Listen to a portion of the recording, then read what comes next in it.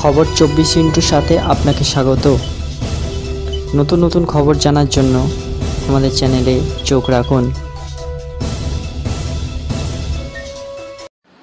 নমস্কার দর্শক বন্ধুরা, শুভ নববর্ষ এবং স্বাগত আমাদের এই চ্যানেলে। গুলি চলল সালমান খানের বাড়ির সামনে। রবিবার ভোর 5টা নাগাদ মুম্বাইয়ের এই বলিউড তারকার বাড়ির সামনে শূন্যে গুলি ছুড়ে চম্পট দেন দুই অজ্ঞাত পরিচয় ব্যক্তি। ওই দুজনের খোঁজে তল্লাশি শুরু করেছে পুলিশ।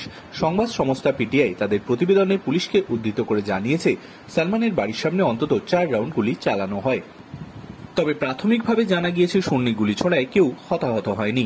মুম্বাইয়ের বান্দ্রা এলাকার গ্যালাক্সি অ্যাপার্টমেন্টের বাসিন্দা সালমান। প্রতিবেদনে উল্লেখ, ওই আবাসনের সামনেই গুলি চলেছে। পুলিশের তরফে জানানো হয়েছে, অপরাধ দমন শাখাও এই ঘটনার তদন্তে নেমেছে। ফরেনসিক বিশেষজ্ঞরা এলাকায় গিয়ে নমুনা সংগ্রহ করেছে।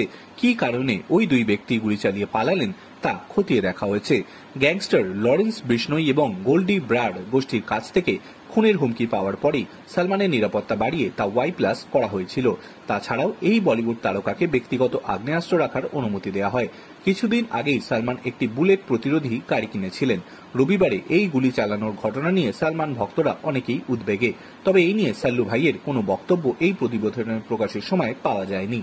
1998 সালে কৃষ্ণসার হরিণ শিকারে সালমানের নাম জড়িয়েছিল। এর বদলা নিতে সালমানকে খুনের হুমকি দেয় বিষ্ণই গোষ্ঠী। গত বছর জাতীয় তদন্তকারী সংস্থা জানিয়েছিল, জেলবন্দী গ্যাংস্টার বিষ্ণই যে 10 জনকে খতমের তালিকায় রেখেছে তাদের মধ্যে প্রথমেই রয়েছেন সালমানের নাম। তাই ওই ঘটনায় ওই গোষ্ঠীর হাত থাকার সম্ভাবনা উড়িয়ে দিচ্ছে না পুলিশ।